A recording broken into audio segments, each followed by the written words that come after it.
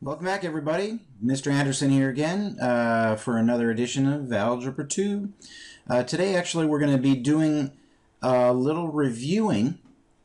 We're going to start reviewing some factoring that we've learned before, but I wanted to go back and highlight that a little bit going forward. So today's the first part of factoring. Okay, so let's go ahead and get started and take a look at what we're going to do today. Our objectives, first of all, we're going to learn to factor a polynomial using a GCF, greatest common factor, that stands for. Number two, factor a polynomial by grouping. We'll talk about that. Factor a trinomial in the form of x squared plus bx plus c. That just means there's no number in front of the x squared. Factor a trinomial in the form of ax squared plus bx plus c. That just means there is a number in front of the x squared. And then we're going to solve equations using those kind of factoring. Okay, so that's the plan for today. Let's start with GCF. So here's a couple of examples. And what we're trying to do, if you remember, is each of these is a polynomial. In this first case here, this is basically a group of numbers and then 49. Wherever there's a plus or a minus, you know, like here or here and here, that breaks it up into several groups. So all we're trying to do in factoring out a GCF is see what the factors are, and if there's one that they have in common or more, then it's like doing the reverse distributive property. Okay, so remember, if we do the distributive property, we have a number out in front of the parentheses and we multiply it into both parts. Here we will take it out. Okay, so it's the reverse distributive property. Well, what's our factors here with 7 and x? All we have is really just 7 times x. And then 49, our factors are 7 times 7. So that's as far as we can break them down. Do they have anything in common? Well, yes, they do. They both have a 7 in common, don't they?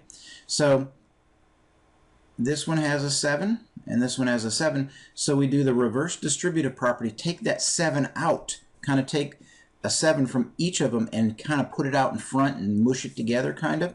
So that goes out front. And then what's left stays in the parentheses here. What did we have left? We had x and then plus 7. So we still have x plus 7 left. That's our answer. By the way, how can we check this? Just take the 7 out here and distribute it into the parentheses. If it gives you what you started with, then you know you got it right. 7 times x is 7x. And then 7 times 7 is 49. We got it. Okay? So that's how you can check yourself. It's kind of like the circle of life. Okay? Circle of life. Circle of math. It's the circle of math. All right, let's look at this one. There are 3 terms. So we have this as a group, that, and this. In order to take out a GCF, they all have to have the same thing in common, okay? So you notice in this first one, there's a 3, a P, a P, a Q, and a Q. This one, 6 would break down into 2 times 3, a P and a Q. And then the P, all that is just a P. So even though there's like a Q and a Q here, and this has a 3 and a 3, and a P and a P and a P, well, the only one that they all 3 have in common is the P. So this has a P, one there, and one there. So that's the only one that we can take out with the GCF. And so if we take that out, we write it out front. What's left over? Well, in this first group here, we had what? 3p and q squared left. 3p and q squared. In the second group, remember this was 2 times 3 here. So that's still 6q. And because of that plus sign there, that's plus. So plus 6q. And here's where people make a very, very common mistake. They just go, oh, that's it. We took out that p. There's nothing left. Here's the problem. Remember, we've talked about this before. If there's no number in front of a variable, it counts as a 1. So this is really a 1p. So when we take out the p, there is still a 1 there. So there's still a factor of 1. So we have to write that in here. So it would have to be 6q plus 1. This would be our final answer. And again, if we wanted to check it, we would multiply this back. P times all of this, would that give me 3p squared q squared? Yes. If I did p times 6q, would it give me 6pq? Yes. And if I did p times 1, would it give me p? Yes. If I didn't have that 1 there, when I went to distribute this, I would not get what I started with. Okay, so it's very important that if you take everything out, in this case it's a p, there's still a factor of 1 left there. All right? So let's take a look at solving a couple equations with this, and we'll each step we'll look at an equation here or two to solve. When we solve an equation, first of all, we have to get it equal to 0 to make this work. This is what they call the zero product property. So the zero product property basically says if you have a couple of things multiplied together that equal 0, then one or perhaps both of those things have to equal 0. That's the only thing that works like that. You can't do 2 times 3 equals 0. You can't do 5 times a negative 6 equals 0. The only way that you can get 0 as an answer is if one of those things is 0, at least one. With other numbers, who knows? You know, you can get all kinds of crazy things, but that's why we use 0, and they call that the zero product property. All right, so first thing you have to do is make sure it's equal to 0. Second thing is factor it. Okay, so again, the steps are: number 1, get it equal to 0. Number 2, factor it. And in this case, it's already equal to 0. We've already got it factored down. That means we took out a GCF already of m. And then the third step is you find out what it takes to make each part equal 0. So here are the parts. We've got this m times m minus 8. So we just have to find out what it takes to make each of these parts equal 0. Well, this first part here is just m. So what would it take to make m equal 0? This is not a trick question. M would have to equal 0. And then what would it take to make this whole parentheses equal 0? What would m have to be? Well, here m could be 8. Because if I plugged 8 in for m, 8 minus 8 is 0. And either one of these two could be your answer, 0 or 8. Okay? Let's look at the second one. We got to do a little bit more work on this one. It's not equal to 0 like we saw up here. So subtract 6a. So now I have 3a squared minus 6a equals 0. All right, now let's factor it. What do these both have in common? They both have a 3 in common, right? So I'm going to take out a 3. And actually, they both have an a as well. So 3a. Now, if I took out a 3 in one of those a's, I still have 1a left. And remember, this 6 broke down into 2 times 3. And I took out the 3, so I still have a 2 there. And I took out the a, though, right? So this is just going to be a minus 2 equals 0. And the reason why it's minus is because there's a minus there. All right, now let's find out what it takes to make each part equal 0. The 3a part, what would it take for a to make 3a 0? A would have to equal 0 because 0 times 3 is 0. And then what would it take here? A would be 2.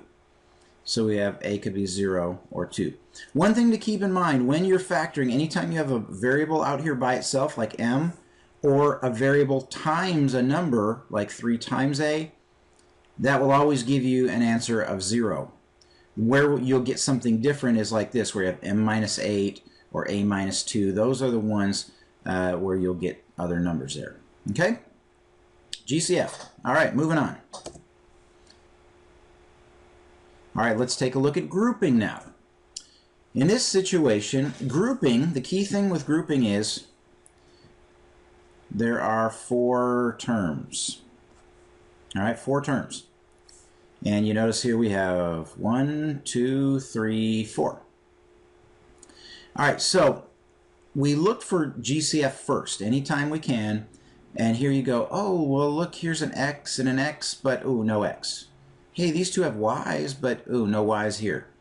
Oh, well, see, this has a 3 and there's a 3 in here, but no. A Z and a Z, but no Z. I can't find anything. Okay, so here's what we do. If there are 4 terms and there's no GCF to take out, group them.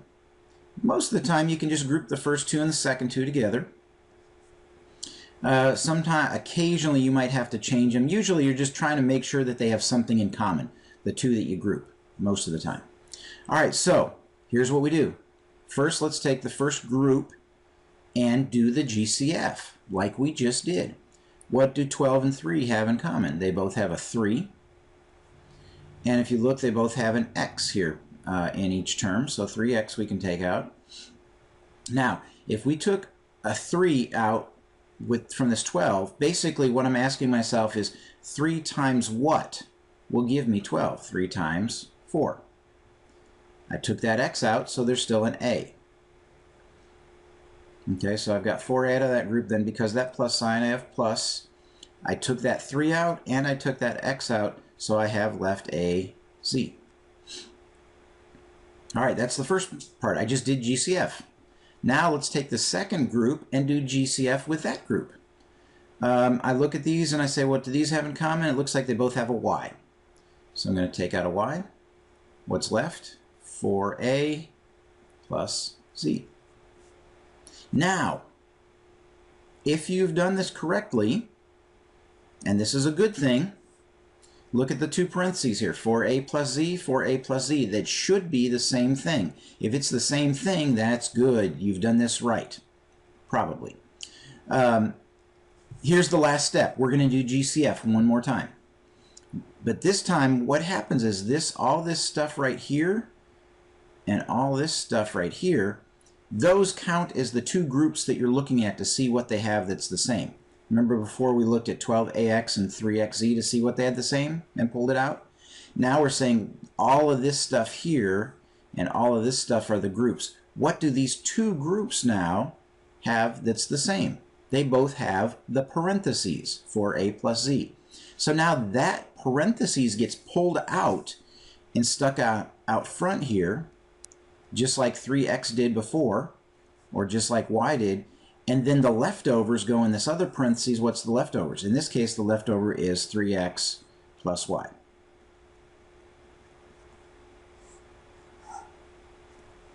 So that would be our answer there, 4A plus Z in parentheses times 3X plus Y. It doesn't matter what order. If you wanted to write 3X plus Y first and 4A plus Z second, that would be totally fine. All right, so that's factoring grouping. Let's look at maybe solving an equation with grouping. All right, here's an equation. Let's see. Does it equal 0? Yes. Okay, so that was the first step. It's not factored, though, so we need to factor. Remember when we say factor, we're just breaking it down to where we have stuff multiplied together. You know, where there's no pluses or minuses except for within the parentheses. Okay. All right, so let's group it. I'm going to group these 2. Now, here's another thing to look out for. See this minus sign? Don't just group 8A minus 2. It won't come out right. That negative that's in front of the 8, it has to stick with the 8. So what I do is whenever I come across this, instead of thinking of it as minus 8A, I think of it as plus a negative 8A, and then group that negative with the 8. That way it'll come out correctly. Otherwise, it won't work. All right, so that negative has to stay with the 8. All right, let's go through our steps here. Again, GCF. What do these have in common? They have a 3 and an A. All right, I took out a 3. 3 times what is 12? 3 times 4. I took out one of the A's, so there's still an A. And then on this one, I took out the whole 3 in the A. Remember, whenever you take out everything, there's always a factor of 1 left. So I have to say plus 1. All right, now, you look at this, you go, what do these have in common? And the normal thing is you say, oh, well, between 2 and 8, they have a 2 in common, right? So yeah, they have a 2 in common. Okay, so plus 2. And then what's left over? If I took 2 out here, 2 times 4 would be 8, but oh, it's a negative 8. So I got to go, you know, like minus 4a. And then again, 2 times what is negative 2? 2 times negative 1. Whoops. Now you go, oh, wait a minute, uh-oh. The parentheses didn't come out really quite right. It's the same things, 4a and 4a and 1 and 1, but the signs are all wrong, okay? If this happens, don't just go, oh, I got to start over and try it again, or maybe it doesn't work. No, you're really close. There's just one little thing you have to tweak with this to make it work. And what it is this. If these are the same terms, but the signs are just wrong, that all that means is you have to just take out another factor of a negative 1 here, which changes the signs. So what would happen is, instead of making this a plus 2 out here, you could take out a negative 2, which would change that to positive and that to positive. Then it would match. Okay, and if you're look ahead enough that where you can figure this out before you get to this point, you could just start out by taking out a negative 2 right away. Now it matches. Okay, so again, here's the group. Here's the group. With this group and this group, what do they have that's the same? They have the parentheses for a plus 1, and then what's left over is 3a minus 2.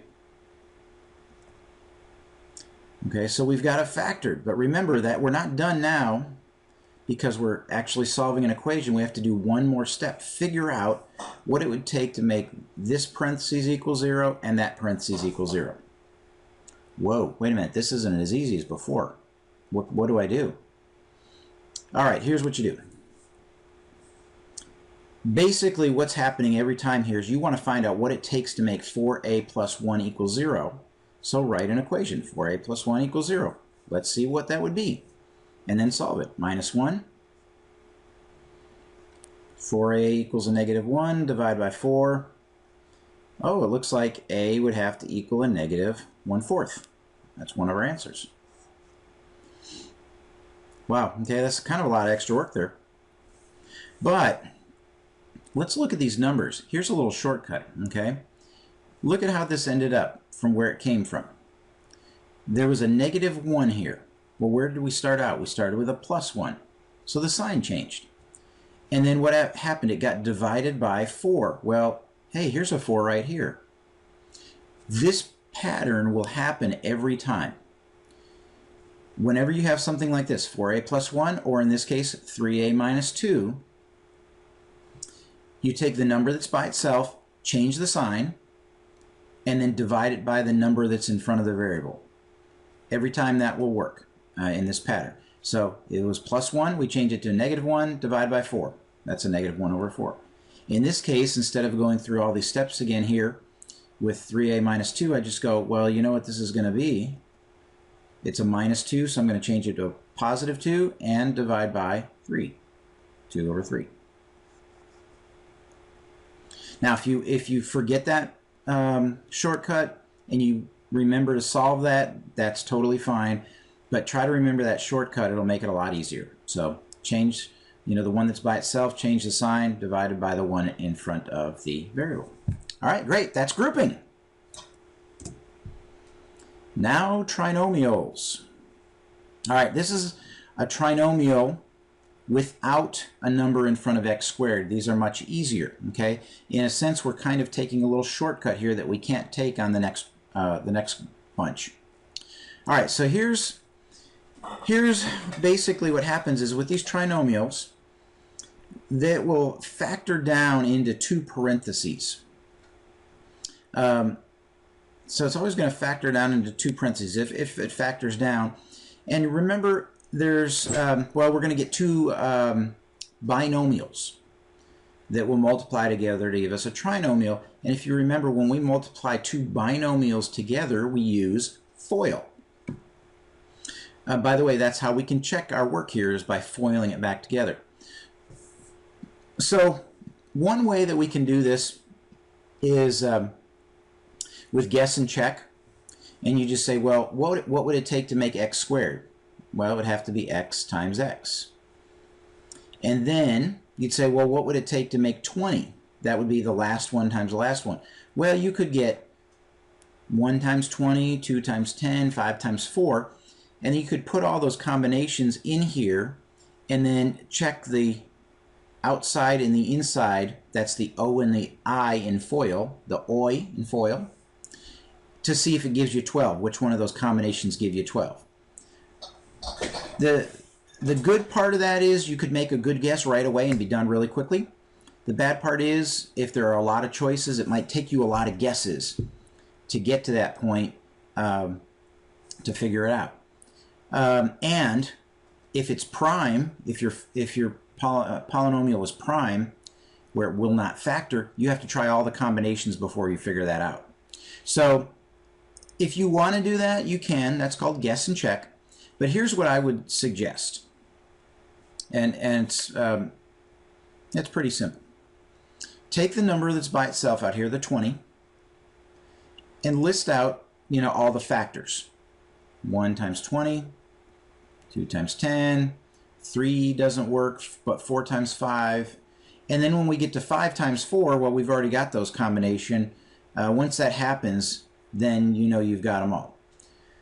All right, so here's what you want to do is you look at these combination and you say, well, which one of these will add up to be the middle one, 12?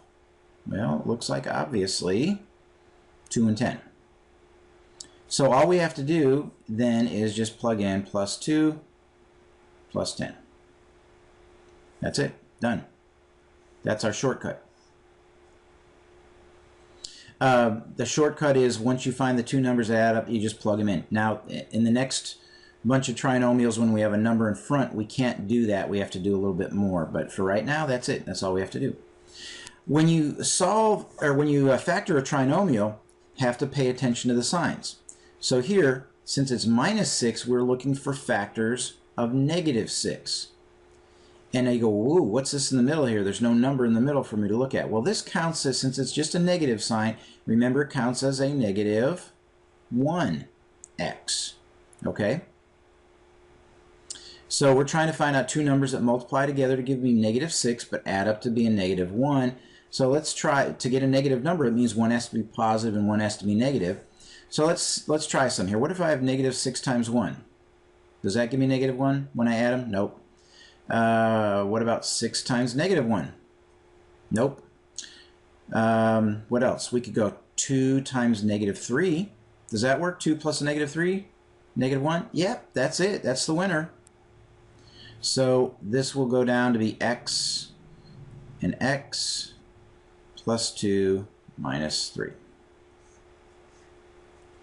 And this type of trinomial, it will always, x squared will always break down to be x and x. Okay? Let's look at some equations. All right, so first of all, does it equal 0 already? Yes. Okay, done. Is it factored? Nope. So we need to factor it. So how did we just factor? We go, well, what times what gives me 3? Well, the only options that I have there are either 1 times 3 or negative 1 times negative 3. What do either one of those add up to be a negative 4? Well, yes, negative 1 and negative 3. So that means this is going to factor down to be x minus 1, x minus 3 equals 0. Now, we don't stop there because we're solving it. So what does it take to make that part equal 0? If x is 1. And here, x would have to be 3. Notice that this negative 1 and negative 3 are not the solution. That's what goes in the parentheses. It's the opposite. The signs change for the solutions. Okay, be real careful with that. Sometimes people will say negative 1 and negative 3 are the solutions. Okay, don't fall for that.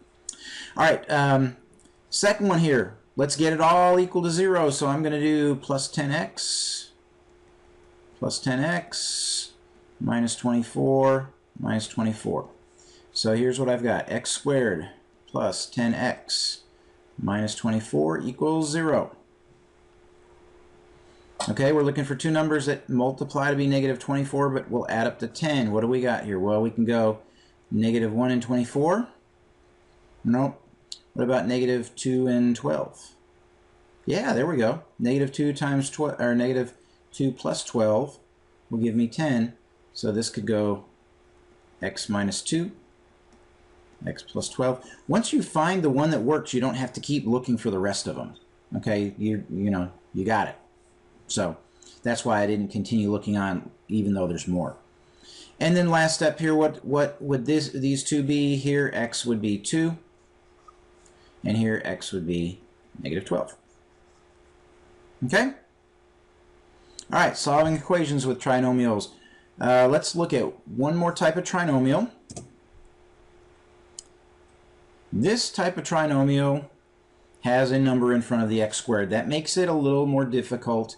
It's a little longer process. You know, again, you could try that guess and check, you know, where you'd make the two parentheses and you'd say, well, 3x squared would have to come from 3x times x. And then you would take your two numbers with negative 1 and 3, or 3 and negative 1, and plug them in here and multiply them together. In this case, it wouldn't be too bad. But if you had bigger numbers here, it could take you a really long time. So let me go through, I'm going to show you two other methods here. They both start out the same way. Take the 3 in front of the x squared, multiply it by negative 3. So that's negative 9. Pay attention to the sign there. 3 times a negative 3. Now we do exactly what we did in the other kind of trinomial. What times what gives me negative 9, but adds up to be negative 8. And here we could say, oh, well, that would be negative 9 and 1. Negative 9 times 1 is negative 9, but negative 9 plus 1 is negative 8. You know, you've also got the possibility of 3 and negative 3, but once you find the one that works, you're good. The first way would, most people, well, a lot of people seem to like this. I just call it the box method. So once you have this stuff here, you've got these two numbers, make a box that looks like this. This 3x squared here from the beginning of your equation, or your thing there, 3x squared goes up there. This negative 3 goes down here. Now, in these other two boxes, that's what you did here to split up this negative 9. These are the two numbers that you're going to use in there. And basically what this is you're saying that this negative 8x comes from a negative 9x and a 1x. So negative 9x and 1x. Doesn't matter which one goes where there. You can flip them if you need to. If you cannot find two numbers that work here, that give you the right middle number, then it's prime. You're done. You don't have to try everything like we did with guess and check. All right, here's what we do. Let's look across these bottom two. Look to see what do they have in common. What's their GCF? Remember that? They both have a 3 in common. And look at the box that's closest to my answer here on the left. If that's a negative, which it is, it's a negative 9, then this is going to count as a negative 3. If this was a positive 9x, we would do plus 3 here. All right, then let's look at the top two. They both have in common an x. And the one that's closest to it is positive, so that will be positive. Then we'd look at the two going up. These both have a 3 in common and an x. And it's positive because the one closest is positive. And then these two don't have anything in common going up here, so we're going to call it 1, and this is positive, so it'll be plus 1. So these numbers that you got out here, that's your factors there, x minus 3 and 3x plus 1. That's it. Ooh. All right. The other way that you could have done this, and some people like this as well, you still start out the same way. Do this negative 9 here, find negative 9 and 1. Instead of plugging it into the box, basically you take these terms and split up the negative 8x into a negative 9x and a 1x so that there are 4 terms, and with 4 terms you can do grouping. So that would look something like this.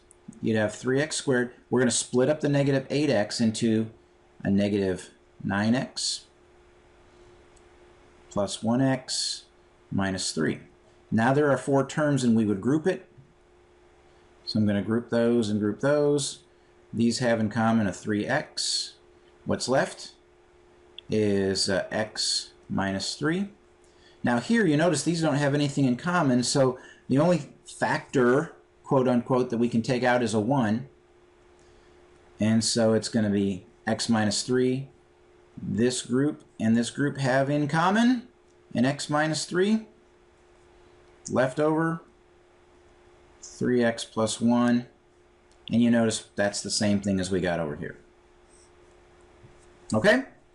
So a couple of different ways. Both of those are always going to be about a medium length of time.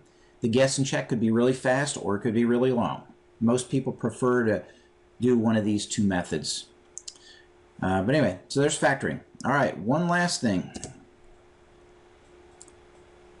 Let's solve a couple equations here.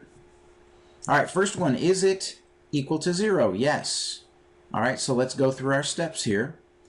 I'm going to go 8 times negative 3 is negative 24. I'm looking for things that multiply to be negative 24 but add up to 2. So you go like, let's see, negative 1 and 24. Nope. How about negative 2 and 12? Nope. Negative 3. Whoops. I was going to say 3 times 8, but let's go with negative 8 times 3. Nope, but getting closer. What about 4? How about negative 4 and 6? Hey, there we go. Because if we add those, we'll get 2.